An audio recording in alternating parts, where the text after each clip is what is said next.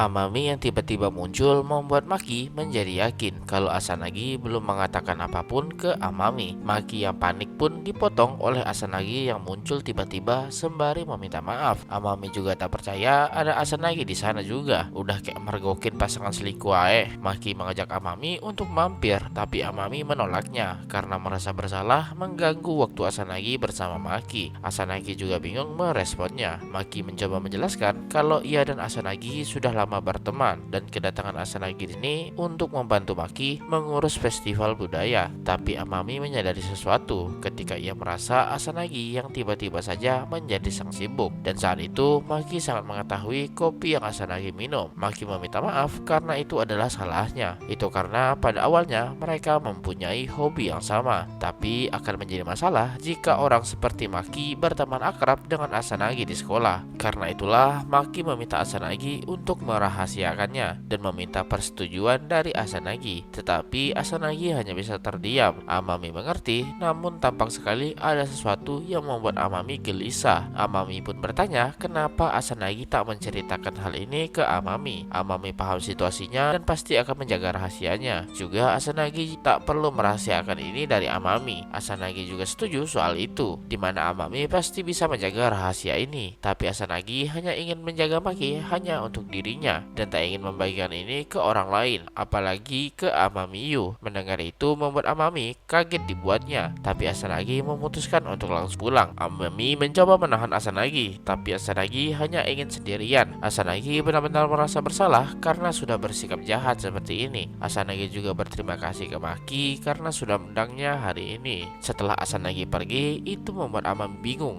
apa yang harus ia lakukan, karena hal semacam ini baru pertama kali Amami rasakan. Besoknya di sekolah, Maki masih khawatir dengan kejadian kemarin dan mencoba menghubungi Asanagi. Semoga saja Asanagi datang di sekolah. Tak lama setelah itu Asanagi datang bersama Amami, tapi terlihat sekali situasi yang canggung di antara mereka. Setelah guru datang dan menyampaikan soal festival yang akan diadakan 2 hari lagi, Amami menghubungi Maki dan bertanya apakah Maki sudah bicara lagi dengan Asanagi. Maki sendiri sudah mencoba menghubungi Asanagi, tapi ia hanya membacanya tanpa membalasnya. Amami juga khawatir tak bisa bertemu. Tapi tadi pagi Asanagi tiba-tiba datang dan berkata untuk lupakan kejadian yang kemarin. Itu membuat Amami bingung harus bagaimana. Maki juga bingung harus bagaimana. Dan tiba-tiba Asanagi berkata ke Maki untuk memberikan arahan soal persiapan festival. Maki mengerti, tapi ketika Maki melihat Asanagi, Maki menyadari kalau Asanagi mencoba menahan sesuatu. Setelah itu Asanagi mencoba bersikap seperti biasa, tapi membuat Maki merasa tak tenang dibuatnya. Kelas mulai bekerja sama menyelesaikan pekerjaannya untuk festival budaya, dan Asanagi juga membantu memberikan arahannya. Itu membuat Maki tak tenang dan berkata ke Asanagi kalau ada yang harus ia sampaikan sekarang juga. Karena itulah Maki ingin bicara berdua dengan Asanagi saja. Itu membuat Asanagi kebingungan dibuatnya, karena ini bisa membuat orang memperhatikan mereka. Asanagi mencoba menolak,